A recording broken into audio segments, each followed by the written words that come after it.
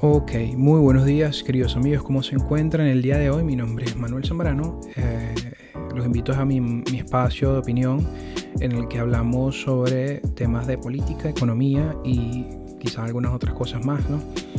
Estamos en el capítulo número 79 y el capítulo de hoy lo quería dedicar a lo que está sucediendo en la Florida con el proyecto de ley Don't Say Gay. Ok, así que empecemos.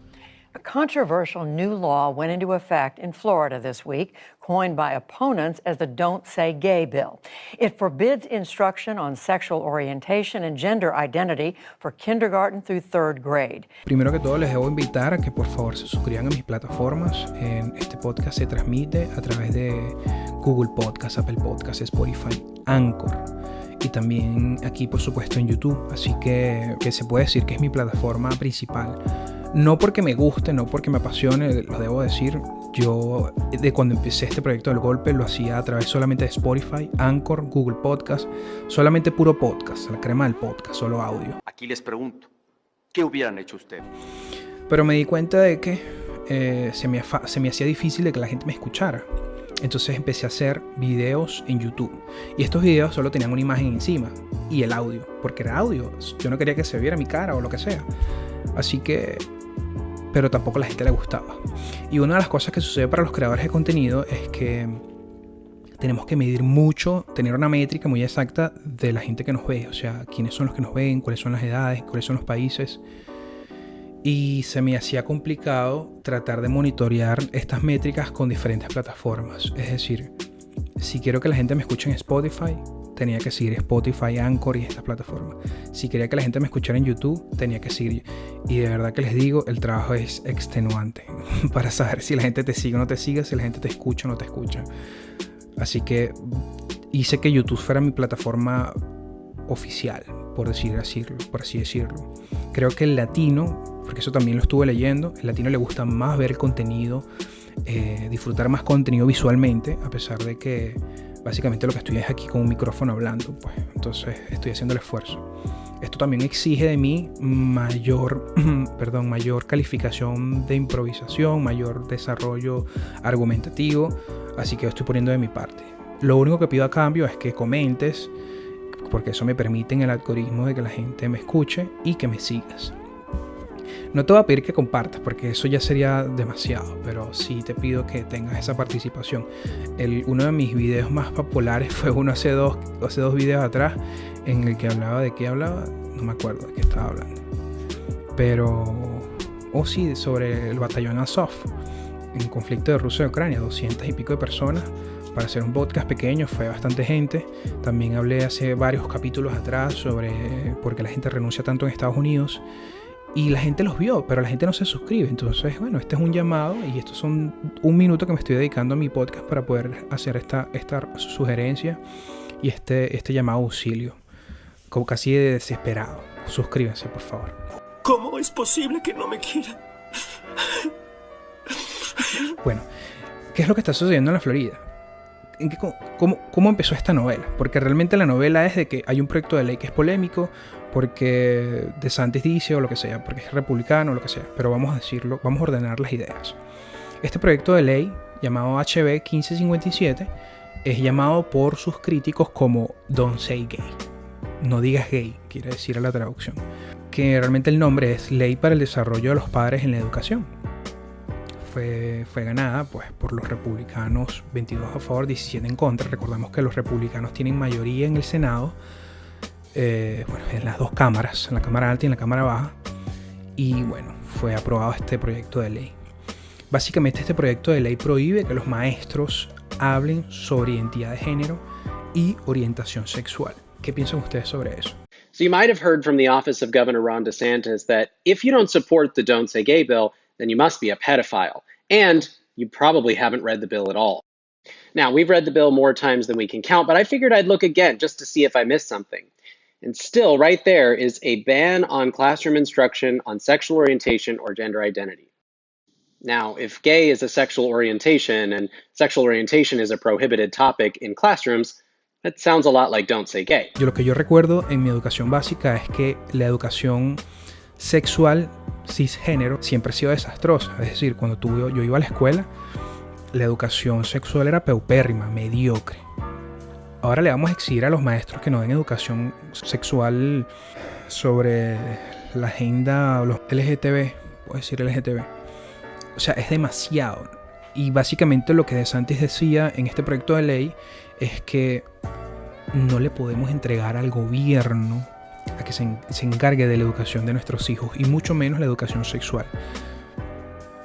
No tienen idea la cantidad de veces que yo he escuchado y he leído y he comentado con gente de cómo la educación sexual hoy en día está alterando la conducta de los jóvenes. Hace un par de entrevistas atrás tuvimos la oportunidad de conversar con el doctor, que no recuerdo su nombre, tengo muy mala memoria. Él hablaba de la influencia de la pornografía en la conducta sexual de los individuos, de los niños primeramente y luego de los hombres. Y recordemos que el sexo es un poderoso motor de la conducta. No se le puede entregar la educación sexual a las escuelas. Nadie va a educar mejor a sus hijos que usted en su casa. Pero esta agenda progresista insiste en decirles a los padres que no se preocupen, que nosotros queremos velar por la seguridad de sus hijos. Mentira. Incluso si usted es una pareja homosexual, tiene su pareja homosexual y tiene su hijo que adoptó, no le puede entregar esa educación a las escuelas. Tiene que usted educarlo en su casa. Entonces, ¿qué fue lo que sucedió después? Disney se pone de esta ley. ¿Qué es lo que dice Disney? Disney dice, abro comillas, el proyecto de ley HB 1557 de Florida, también conocido como el proyecto de ley Don't Say Gay, nunca debería haberse aprobado y nunca debería haberse convertido en ley. Cierro comillas, y más adelante dijeron, la compañía está dedicada a defender los derechos y la seguridad de los miembros LGBTQ+ de la familia Disney, así como de la comunidad LGBTQ+ en Florida y en todo el país. Cierro comillas. De manera que DeSantis reaccionó a estas declaraciones quitándoles la configuración legal especial. Esta fue la razón por la que yo quería hablar en este episodio. Yo quería hablar de en qué consiste la configuración legal especial. Ese era el fin último de mi podcast. Lo que pasa es que no podía hablar de esto sin hablar de por qué empezó el rollo con el proyecto de ley y por qué es polémico. ¿Qué es esta configuración legal especial? Eso es llamado Distrito Independiente Especial. Es básicamente una forma legal jurídica en la que esta compañía, Disney, ellos tienen sus propias compañías que proveen servicios públicos, tiene sus propios appraisal. ¿Cómo se llama? Appraisal es las personas que hacen auditoría de precios. O sea, ellos también tienen sus propias leyes de cómo construir sobre los terrenos. O sea que tienen una configuración legal bastante particular. What started as a war of words between Florida and Disney over a bill restricting classroom instruction on gender and sexuality has turned into a battle over how the company operates in the state. Walt Disney World theme parks sit on a 40-square-mile area near Orlando, known as Reedy Creek. Reedy Creek, the special benefits district that Disney has at Walt Disney World in Florida, it allows them to essentially be their own government. Esto es como una especie de sueño utópico de los minarquistas o los anarcocapitalistas. Hasta cierto punto, yo entiendo que esto está bien porque Disney tiene es el mayor empleador de la Florida, tiene más de 70,000 empleados. Pero lo que pasa es que a partir de aquí, que es lo que creo que se pone interesante, a mi modo de ver, lo que pasa es que en la forma en la que yo lo explico se hace más aburrido, pero es aquí donde la cosa se pone interesante, porque estaba leyendo un artículo de Washington Post. Voy a tratar de improvisar lo mejor que pueda y parafrasearlo. En este artículo de Washington Post ellos explican cuál fue la relación que han tenido los partidos republicanos y demócratas a lo largo de la historia con las élites empresariales. Y ellos explican que a partir de la Segunda Guerra Mundial, aquí es donde todo el mundo se queda dormido, que no empezamos.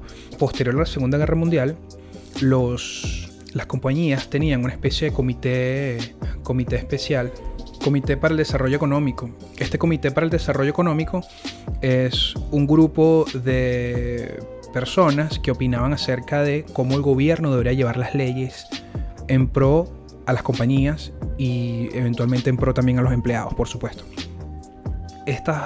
Este comité este Comité para el Desarrollo Económico tenía un elemento medular. Ellos estaban en contra del Plan Marshall. El Plan Marshall lo que era una inyección de dinero grosera a los países de Europa meridional a consecuencia de la Segunda Guerra Mundial. Eso de alguna manera también contribuyó a que Estados Unidos se convirtiera también en la primera potencia mundial y que expandiera su área de influencia, por supuesto. Eso es otra historia. Pero el punto es que este era el elemento medular en contra de que estaba este Comité de Desarrollo Económico. Ellos iban en contra de eso, por eso es que estaban creados. Y a veces se daban el gusto de hacer unas sugerencias y el gobierno siempre las tomaba en consideración. Y muchas veces hasta las obedecía. Dicho esto, interesante es que este comité, a pesar de que estaba conformado por las élites de las grandes corporaciones, eran muy mesurados a la hora de opinar políticamente. Nada parecido a la élite empresarial de hoy en día. Esta élite empresarial, es decir, que ellos no necesariamente iban en contra de impuestos bajos, sin regulación, tenían una relación muy cercana con los sindicatos, porque ellos decían, preferimos tener a los sindicatos como amigos que hacerles la guerra. De manera que este comité era completamente muy diferente a lo que es hoy en día la clase empresarial. Lamentablemente que este comité hoy en día ya no tiene voz participativa, pero lo que debo decir es que lo que explica también el artículo es que a la medida que fue pasando los años, esta gran masa homogénea de grandes corporaciones se fue transformando en otra cosa y se fueron cambiando en ayudar y en tener relaciones más cercanas con el Partido Demócrata y con el Partido Republicano respectivamente, depende de la circunstancia histórica. Y esto ha sido un elemento clave de lo que pasó en la Florida con DeSantis y Disney. Que de hecho, si el artículo lo estaba leyendo en politico.com, les voy a poner el link aquí abajo. Si por alguna razón Disney conserva su estatus de configuración especial legal, esto es un elemento sin precedente de cómo las relaciones empresariales con el Partido Republicano no van a ser igual, más nunca. Dicho esto, ahora, yo quería ahondar rapidito en ese tema. Cuando llegó la era trumpista, además que Trump estableció impuestos bastante bajos para las grandes corporaciones, que eso, según, permitió el crecimiento económico de un par de punticos más, porque ya venía en ascendencia con Obama. Pero el punto aquí es que las grandes corporaciones o la élite corporativa empresarial siempre se llevaba mal con los republicanos. Y no solo eso, sino que ellos son los grandes financistas del Partido Demócrata. Recordemos que Trump nunca se llevó demasiado bien con la élite de Silicon Valley, porque Silicon Valley estuvo construido básicamente con inmigrantes. Eso nos llevó a que el gobernador DeSantis aprobara este proyecto de ley de quitarle esta configuración legal especial a Disney. Y esto tiene una gran influencia en la participación tributaria que tenemos los ciudadanos, que tienen los ciudadanos en la Florida. La Florida es un estado muy atractivo porque es un lugar de impuestos bajos. Los bajos se pagan 2 impuestos y en la Florida los impuestos son bajos. Y lo hace un lugar agradable en términos tributarios para vivir, para coexistir, ¿no? en términos de riqueza. Pero esto probablemente acabe. Este estatus de configuración legal especial va a terminar en el 2023 y, como digo, va a tener unas consecuencias muy concretas en términos económicos. Yo me imagino que ellos habrán pensado en algo, ¿no? Habrán pensado que esto va a ser así. Ellos se habrán preguntado, bueno, si le lanzamos esto a Disney, Disney es el mayor empleador de la Florida. ¿Qué podemos hacer? Porque esto va a ofrecer, esto nos va a arrojar unas consecuencias evidentemente negativas en nuestros contribuyentes. La pregunta es, ¿cómo afectaría esto a los habitantes de Florida y a Disney específicamente? Por ejemplo, Disney financia los servicios que proporciona el distrito, como los bomberos o la policía, que normalmente serían pagados por los municipios locales. Hasta ahora Disney se cobra a sí misma los impuestos sobre la propiedad para financiar este tipo de servicios. Según los expertos, ahora estos costos podrían recaer en los contribuyentes locales y lo mismo podría ocurrir con la deuda del distrito, que hasta septiembre del año pasado ascendía a más de 977 millones de dólares. Pero al final pasó y vamos a ver qué sucede. Ahí es donde terminó la novela. Pero también ahí es donde yo quiero hacer un hincapié, una precisión súper rápida antes de terminar. Cuando yo les estaba explicando por qué era tan importante la razón por la que las grandes élites corporativas, y le hablé de este fulano Comité de Desarrollo Económico, que eran los dirigentes de las corporaciones, opinando acerca de cómo llevar a cabo las legislaciones en Estados Unidos, ¿por qué les decía que esto era muy importante? Porque hasta cierto punto eso estaba bien. Y yo siento, digo, no quiero personificar la reflexión. Las compañías se están dando cuenta cómo involucrarse en la vida cotidiana de la gente. cómo modificar sus modos de consumo, porque modificando sus modos de consumo pueden hacer rentable su negocio. Entonces las grandes compañías se dieron cuenta a partir de cierta época de que si tenían una participación política más intensa, más activa, podían convertir este lobby en algo rentable. Esto por supuesto siempre ha estado, pero en términos directos de condicionar las formas de consumo del individuo, eso no ha sido toda la vida. Entonces por eso es que hoy en día existe esa batalla tan heavy, tan loca por los datos, porque los datos es la única manera que tienen para conocernos. Básicamente con tu Social Security pueden saber si eres un buen deudor o un mal deudor. Estamos como la sociedad está como en el medio de los dos mundos. Queremos darle beneficios a las compañías, queremos que las compañías, vayan y trabajen con bajos impuestos, porque más allá de eso nosotros somos empleados de ellos. Porque si no le damos condiciones favorables a estas compañías, evidentemente estas compañías o se van o quiebran y al final es peor para todos. Eso uno lo entiende, sobre todo uno como venezolano. Pero no podemos permitir que las Big Tech, por ejemplo, o las grandes corporaciones se metan demasiado en la vida de nosotros. Y eso es lo que está pasando. Y por eso es este proyecto de ley. Así que por favor dime qué piensas de lo que te estoy diciendo. Si piensas que lo que dije es un disparate, ok, me lo puedes decir en los comentarios. Como por ejemplo en el capítulo anterior que una gente escribió que ustedes los del golpe. Yo, señor, soy yo con mi computadora hablando con un micrófono. O sea, aquí no hay un equipo. Ustedes apoyando el medio de comunicación del Faro. El Faro es un medio en El Salvador que aparentemente no tiene como muy buena fama. Pero sí, escribieron unos comentarios ahí muy chimbos. Parece mentira, pero son más los comentarios chimbos que recibo que los buenos. Y este canal es muy pequeño como para yo estar en... Eso es cuando tienes ya muchos seguidores y que la gente te odia, pero ahorita es como yo estar hablando y hacer autoterapia. Yo estoy hablando conmigo mismo prácticamente. Y aún así siempre sale un loquito diciendo una cosa negativa. Una vez un tipo me dijo que 13 minutos y no dijiste nada. Yo, wow.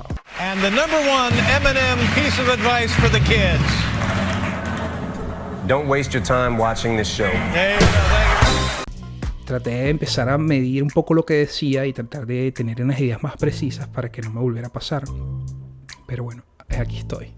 Entonces, amigos, díganme lo que piensan y estamos cerrando el capítulo número 79. Muchas gracias y hasta luego.